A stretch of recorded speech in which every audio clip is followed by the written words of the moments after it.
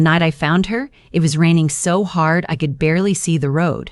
I almost didn't go out at all. My hip had been bothering me since Thursday, the kind of deep ache that settles in when the temperature drops fast, and I'd already changed into my house slippers and poured myself a cup of chamomile tea. But the Hendersons' cat had gotten out again. I'd seen her darting across my back lawn that afternoon, and Doris Henderson is 81 years old and doesn't drive anymore. So I told myself I'd do one slow loop down Ridgecrest Road and back before bed. That's the only reason I was out there at all. I saw something pale at the edge of the ditch near the old Petro-Canada sign. For a second I thought it was a plastic bag caught on a root. Then my headlights caught it differently, and my stomach dropped. I pulled over so fast I nearly stalled the engine. She was lying on her side in the mud, one arm stretched out in front of her like she'd been reaching for something.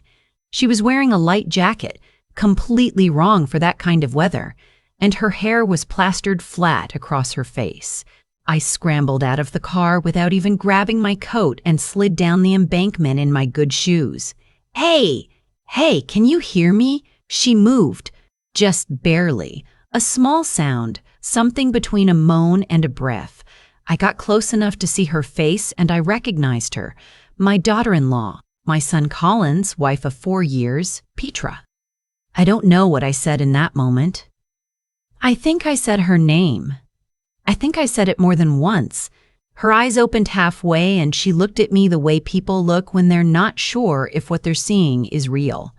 Then she grabbed my wrist. Her grip was surprisingly strong for someone lying in a ditch in the rain. It was her, she whispered. Colin's known for months. It was my own sister. I didn't understand. Not then. I got her into the car. I should tell you who Petra is before I tell you what happened, because she matters in this story in ways that took me a long time to fully understand. She came from Sudbury originally, grew up in a small house near the lake with her mother and her older sister Renata. Their father had passed when Petra was 11, and from what Petra told me in the early days, their mother had leaned hard on Renata after that. Leaned so hard that Renata grew up believing she was owed something for holding that family together. By the time Petra married Colin and we met for the first time at Thanksgiving dinner in our house in Barrie, Renata was already the kind of woman who talked over you in conversation and then smiled afterward like she'd done you a favor. I noticed it that first dinner. My late husband Douglas used to say I had a nose for people like that. He called it my church lady radar, which wasn't really fair because I'd stopped going to St. Andrews in 2019, but the point stood. Petra was quiet, not shy. She had opinions and she'd share them if you asked, but she had the particular quietness of someone who'd learned early that speaking up cost more than staying still. She was a registered practical nurse at Royal Victoria. She worked long shifts, came home exhausted, and still managed to bring a homemade pie to every family gathering. Colin, my son, is, and I say this with full awareness that he came from my body and I love him entirely. Not the strongest man in a room. He's kind. He's thoughtful, mostly, but he has a lifelong habit of looking away from things that make him uncomfortable, and he married into a family where that habit was going to cost him. They'd lost a pregnancy the year before, 8 weeks along. I won't go into the details because they're not mine to share, but I will tell you that afterward. Petra changed in the way grief changes people. You become either harder or more open, and Petra became more open, more present. She started talking to me on the phone in the evenings sometimes. Just small things, recipes and gossip and questions about the garden. I liked it. I looked forward to it. Then the calls stopped. Colin said she was stressed at work. Then he said she'd been visiting Renata more often. Then he stopped answering my questions directly and started saying things like, "She's fine, Mum, don't worry about it," in a tone that meant I should not push further. I pushed anyway, because I am 63 years old and I have buried a husband and raised 2 children, and I have earned the right to push. He told me Renata had been helping Petra get her finances in order, that Petra had signed some paperwork, that it was a family matter. I didn't understand then. I understand now. I drove Petra straight to Royal Victoria instead of home. She protested. She said she was fine. She said she just needed to rest. And I said, "You were lying in a ditch off Ridgecrest Road in October, Petra. We're going to the hospital." She didn't argue after that. They kept her overnight. Mild hypothermia, a sprained wrist, and she was 7 weeks pregnant. Something she hadn't told anyone yet, apparently not even Colin. I sat in the waiting room until almost 2 in the morning. At some point, a nurse I didn't know came out and asked if I was family, and I said yes without hesitating, because by that point, I felt like it was simply true. When they let me in to see her, she was propped up in the bed with a warm blanket and an IV in her arm, and she looked like she'd been crying for a long time before I'd arrived and had simply run out. I pulled the chair close and I waited. "I didn't fall," she said finally. "I know. I was trying to walk to the Tim Hortons on Essa Road. I thought I could get someone to drive me somewhere. I didn't have my phone." She stopped. "Renata took it." I kept my face very still. "I've had a lot of practice at that." "Start from the beginning," I said. "Take your time." She told me everything. It took almost an hour. I didn't interrupt except to hand her water. After their mother passed 16 months ago, quietly, in a palliative care unit in Sudbury, Petra had inherited half the estate, their mother's house on Regent Street, a small savings account, and a life insurance policy. The total value was somewhere around $400,000. Nothing extravagant. Enough to matter. Renata had been the executor. In the weeks after the funeral, Renata had presented Petra with a series of documents. Transfer of title, power of attorney, paperwork that Renata said was necessary to simplify the estate, to avoid probate delays, to protect Petra's share from being tangled up in anything complicated. Petra had been in the middle of grief, working double shifts, barely sleeping. She'd signed. "I trusted her," Petra said. "She's my sister." Renata had moved into their mother's house on Regent Street by March. She'd listed it for sale by May. She'd listed it for sale without telling Petra. Petra found out from a cousin who'd seen the listing on Realtor.ca. When Petra confronted Renata, Renata said the paperwork was clear, that Petra had agreed, that if Petra wanted to make it a legal matter, she was welcome to try, but it would be expensive and embarrassing, and the documents were signed. Colin found out in August. Not all of it, but enough. Petra had shown him a copy of one of the documents. He'd said he would look into it. He'd said he'd talk to someone. He hadn't done anything that Petra could see, and when she pressed him, he said he didn't want to make things worse, that maybe there was a misunderstanding, that Renata was difficult, but she was still Petra's family. "He told me to let it go," Petra said. She looked at her hands. "And I almost did. The night I found her, she'd gone to Renata's apartment to try once more. Renata had let her in, listened, and then told her to leave. When Petra wouldn't, Renata had taken her phone, just grabbed it out of her hand, and told her that if she didn't go quietly, she'd call Colin and tell him Petra had been harassing her for months and was unstable, and given Petra's history, meaning the pregnancy loss. Who did she think they believe? Petra had left. She'd walked out into the rain without her phone and with nowhere clear to go, and that was when I found her. I held her hand for a while after she finished talking. Outside the window, the rain had slowed to a drizzle and the parking lot lights made orange halos in the fog. "Does anyone else know about the estate?" I asked. She shook her head. "Just Colin. And he doesn't really know the whole of it. Do you have copies of the documents?" "At home, in a folder in the filing cabinet." "Good," I said. "That's good. Now get some sleep. I'll be back in the morning."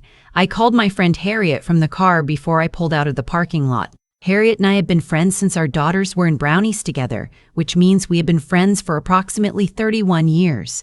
She is a retired paralegal. She worked for 22 years at a firm in Barrie that handled estate law and family disputes. And she has, if anything, even less patience than I do for people who use legal paperwork to take things from vulnerable women. It was almost 3 in the morning when I called. She answered on the second ring. "What happened?" she said. "No hello."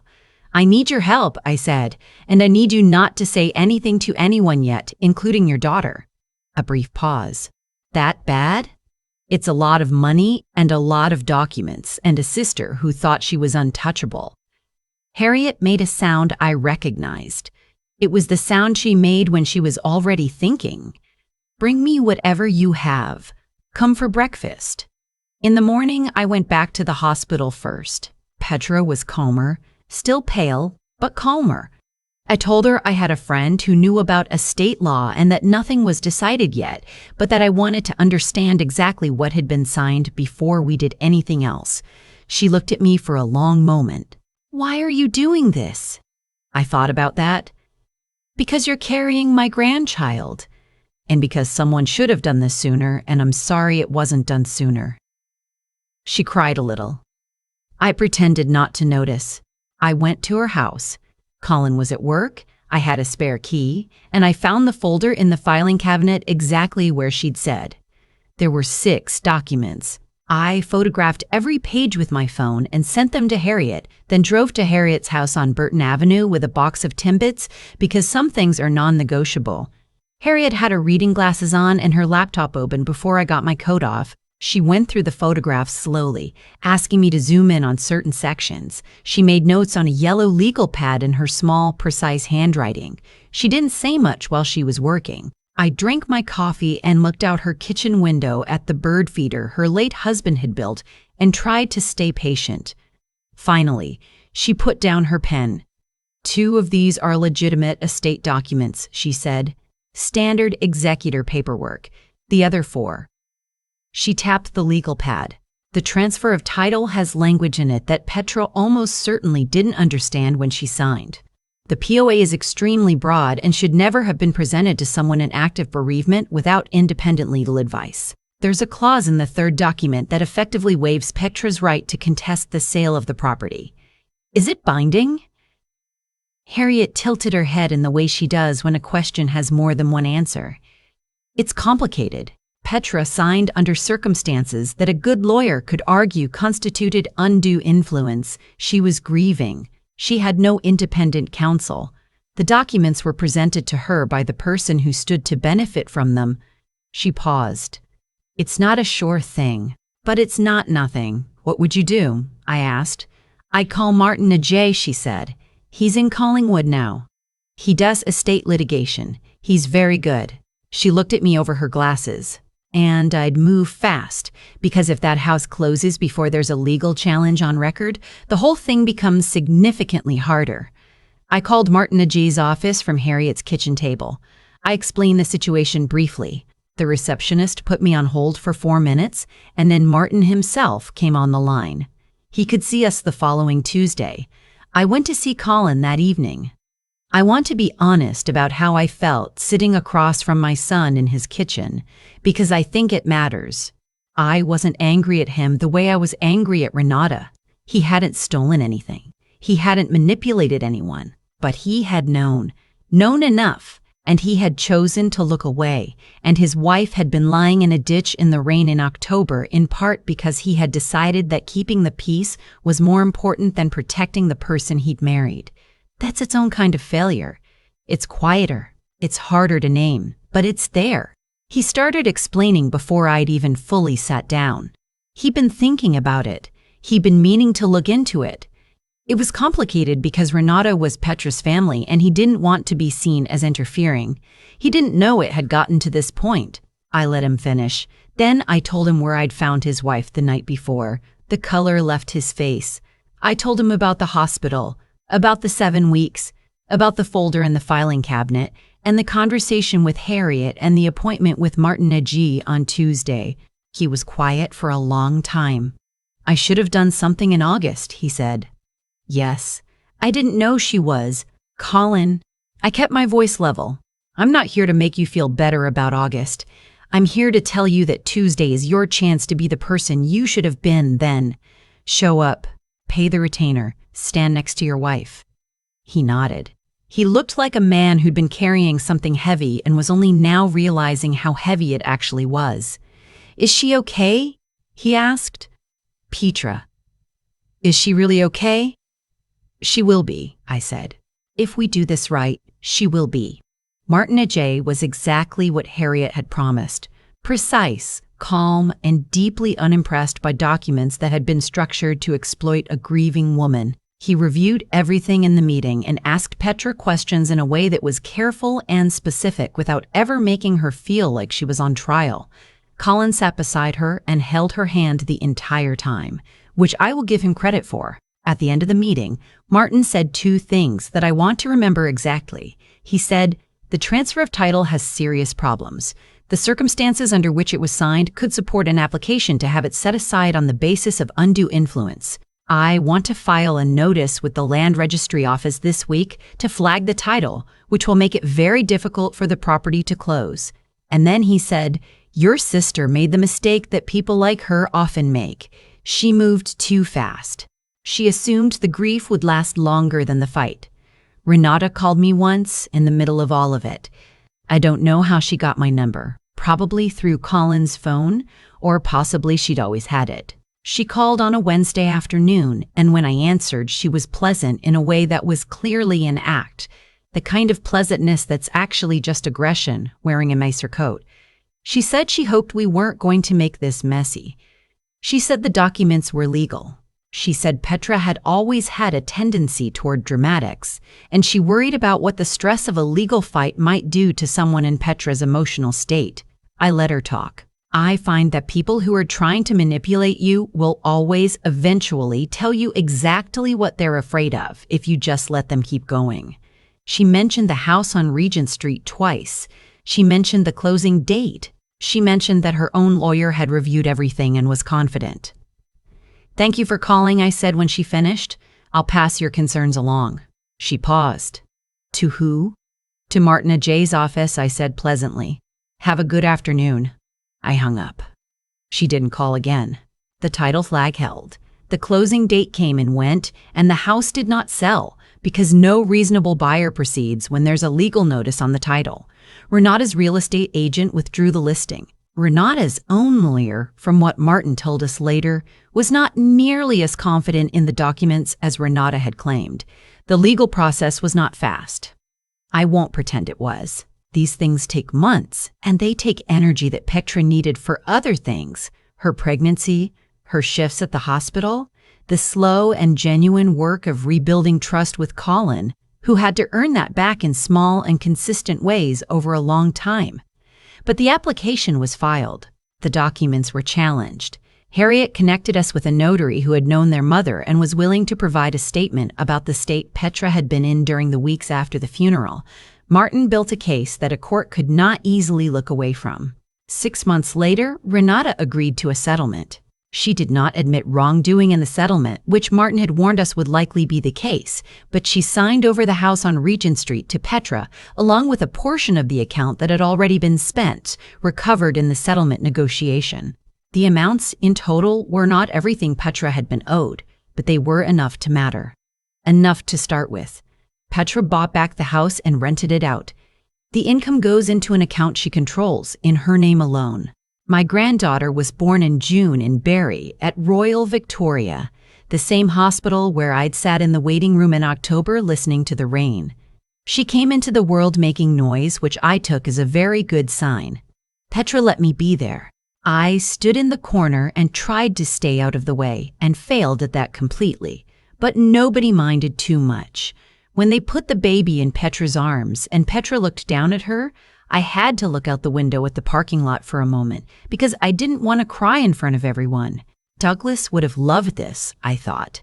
He would have made some terrible joke about the hair, and then he would have held that baby for 3 hours straight, and we'd never have gotten her back.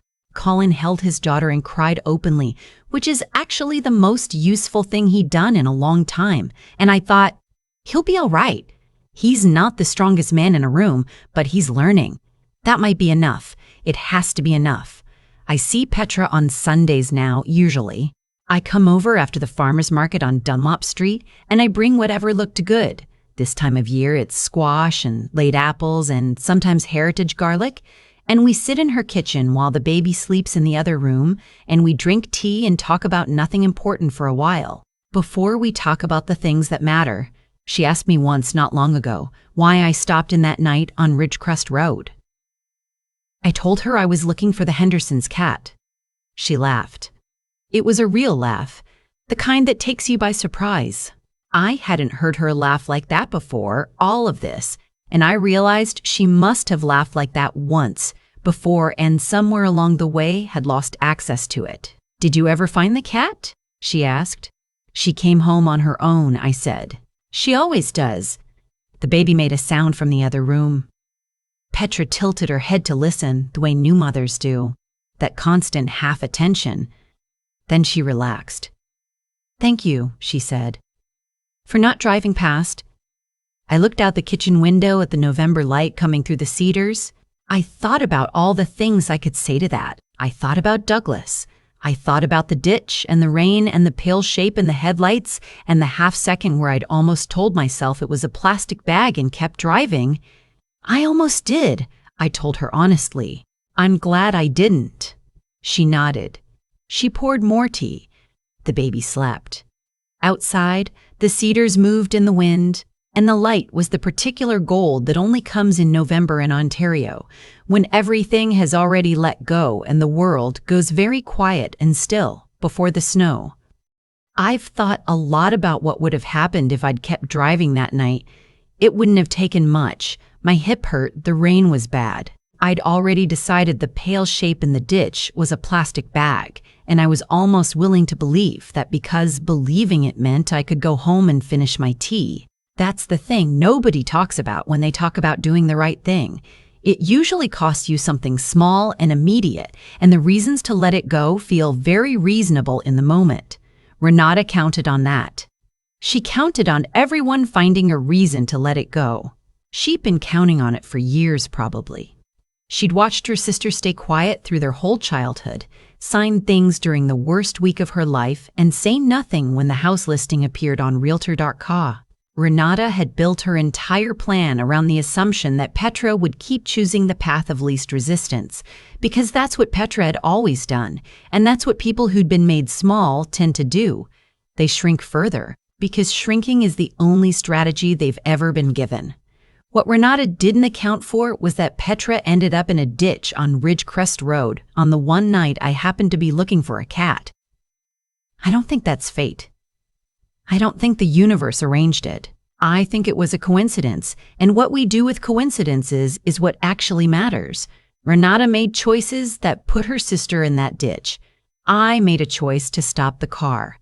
Harriet made a choice to answer the phone at 3 in the morning without asking why. Colin made a choice, finally, late, imperfectly, to show up on a Tuesday in Collingwood and hold his wife's hand through something he should have stopped months earlier. Every piece of what happened came down to choices made by ordinary people in ordinary moments that didn't feel significant at the time. That's what I keep coming back to when I think about ethics. Not the grand gestures, not the dramatic confrontations, but the small daily decisions about whether to look or look away. Renata didn't wake up one morning and decide to be a villain. She made 100 smaller choices, to take a little more, to explain it away, to tell herself her sister would be fine, to use grief as a window.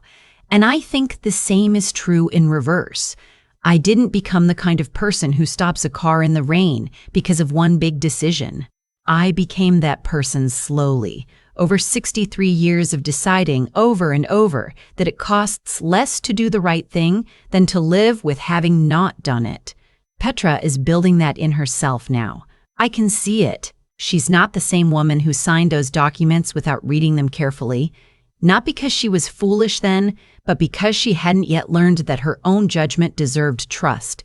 She's learning that now. She asks harder questions. She reads before she signs.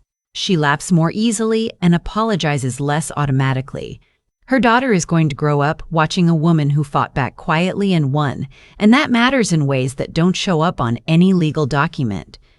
Colin is learning too, more slowly. He's learning that loving someone isn't the same as protecting them, and that silence in the face of a wrong isn't neutrality.